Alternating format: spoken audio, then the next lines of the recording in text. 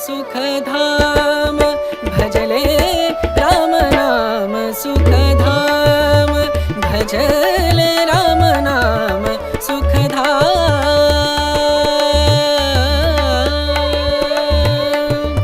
तेरा पूरन हो सब काम तेरा पूरन हो सब काम भजले राम नाम सुखधाम भजले राम नाम सुखधाम।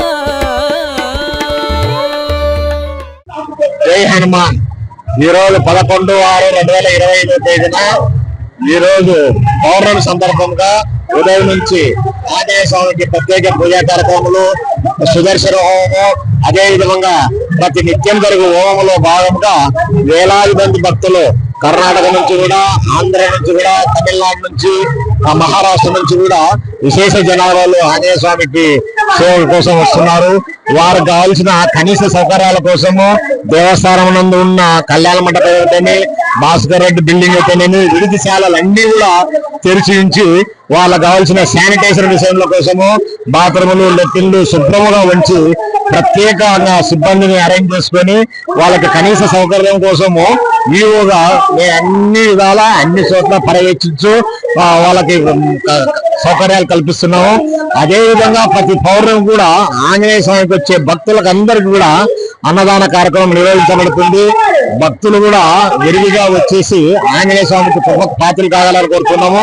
ముఖ్యంగా ఆంజనేయ స్వామి నందు సంజీవిని వనమూలికలతో కూడిన అమృతములు ప్రతి నిత్యం భక్తులు వచ్చి ఆ తీర్థం తీసుకెళ్లి వారి దేవుని గుడి నందు పెట్టుకుని 6 నెలలైన రంగు, రుచి, శుచి ఏ మాత్రం మారడం లేదని వాళ్ళ అభిప్రాయం మాకు కూడా తెలియపరుస్తున్నారు.